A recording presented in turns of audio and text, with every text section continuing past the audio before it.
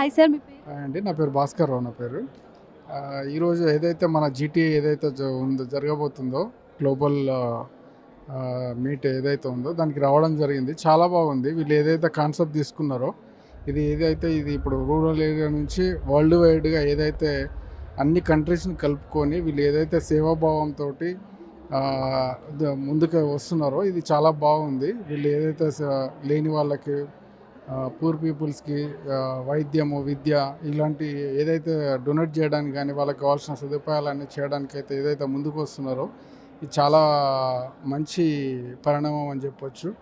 దీంట్లో నేను రావడం ఎందుకు జరిగిందంటే రియల్ ఎస్టేట్ తరపు నుంచి నేను రావడం జరిగింది. అంటే దీంట్లో డిఫరెంట్ సబ్జెక్ట్ నుంచి చాలా పీపుల్ రావడం జరిగింది. దాంట్లో భాగంగా నేను కూడా రావడం జరిగింది. దీనికి ఏదైతే జీటీఏకి సంబంధించిన ఏదైతే అధ్యక్షులు ఉన్నారో మల్లారెడ్డి గారు అండ్ మంజులారావు గారు వారు ఇన్వైట్ చేయడం జరిగింది.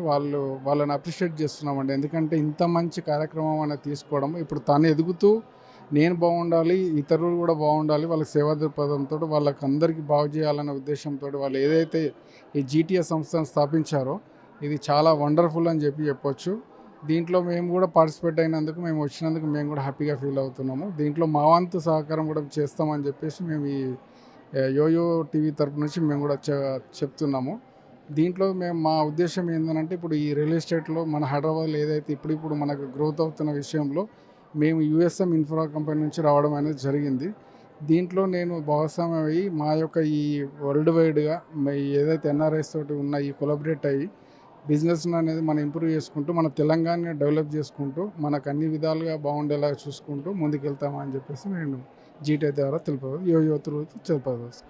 ఓకే. జీటీఏ ద్వారా చాలా మంది ఎన్ఆర్ఐస్ మళ్ళీ మన తెలంగాణలో హైదరాబాద్లో ఇన్వెస్ట్ చేస్తారని షూర్ అండి. ఎందుకంటే మన తెలంగాణ అనేది యాక్చువల్లీ చెప్పాలంటే మనది మంచి వాతావరణము అన్ని రకాలుగా ఉండేది. ఈ వాతావరణం కానీ ఇటువంటి సిచ్యువేషన్ అనేది ఎక్కడ ఉండదు.